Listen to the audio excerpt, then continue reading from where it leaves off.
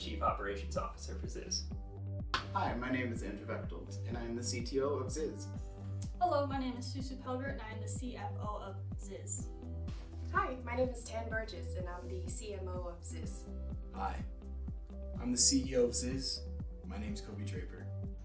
What is Index? Well, let me ask you a question. Are you tired of rectangles? I'm talking rectangles, screen-shaped things, TVs, phones.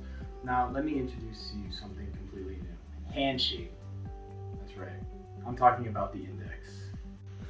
The Index. With this revolutionary ergonomic device, we are changing technology. Index is a gesture capture device for personal computers, including phones and tablets.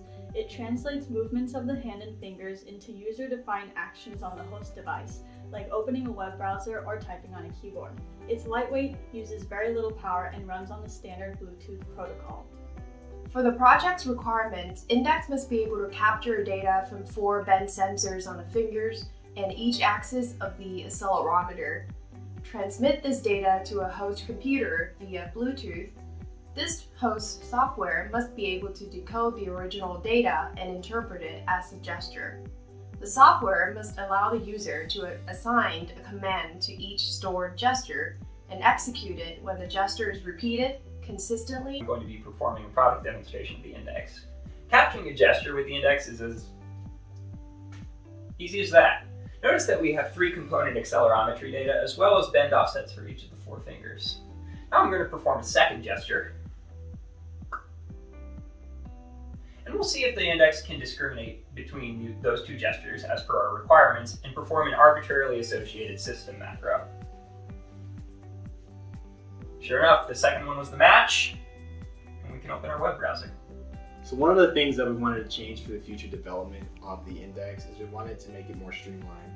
That would include things like giving it a smaller form and having everything on one PCB, and also not having to touch the touch sensor every single time you want to do an input. We also have further plans for developing the user interface, as well as porting it to other ecosystems such as macOS, Android, and iOS. Hi, I didn't see you there. One of our other plans is to get a user library of gesture data. That will allow us to do more than the single layer comparison of vectors on the input space that we're currently doing, which will allow us to make some real comparisons and inferences about the absolute position of the hand. This gives greater fidelity for the gesture recognition. Ziz is making devices like Index, which will revolutionize ergonomics and bring people closer to their technology than was ever dreamt possible in years past.